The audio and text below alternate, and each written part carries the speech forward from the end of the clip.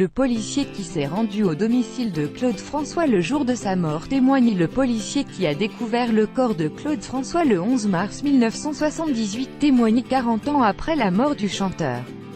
L'homme l'assure, la mort de la star est accidentelle.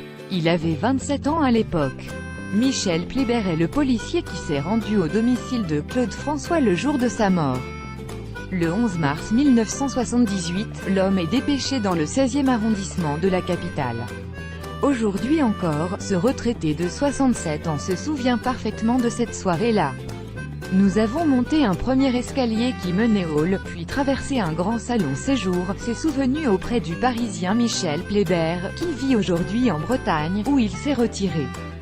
Quelques femmes, que j'ai supposées être les Claudettes, étaient sur le canapé en train de pleurer à chaudes larmes.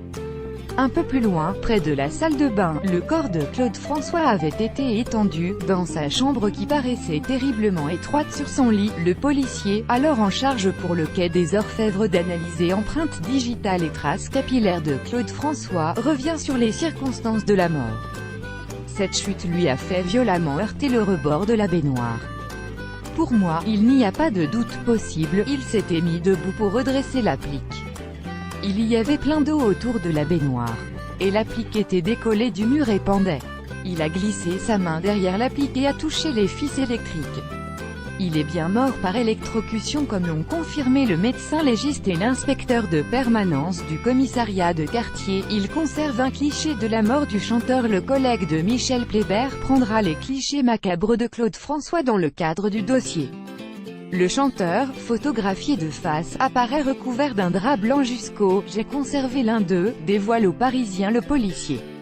En quittant Paris pour Brest, quelques années plus tard, j'avais toujours dans mes valises quelques éléments de vieux dossiers classés. S'il a montré le cliché au Parisien, ce n'est pas pour se faire de l'argent mais rétablir la vérité. Je ne cherche évidemment pas à la revendre, a indiqué l'ex-policier au Quotidien. Je respecte la famille. En revanche, on entend tellement de conneries sur ce dossier qu'elle me permet toujours d'appuyer le constat que nous avons fait ce jour-là. Cette mort était bien accidentelle.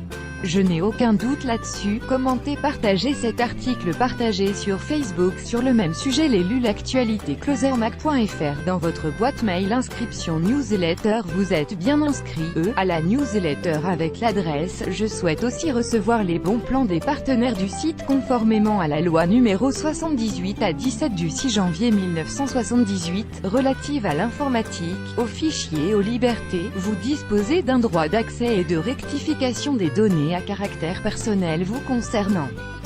Pour l'exercer ou en savoir plus, cliquez ici.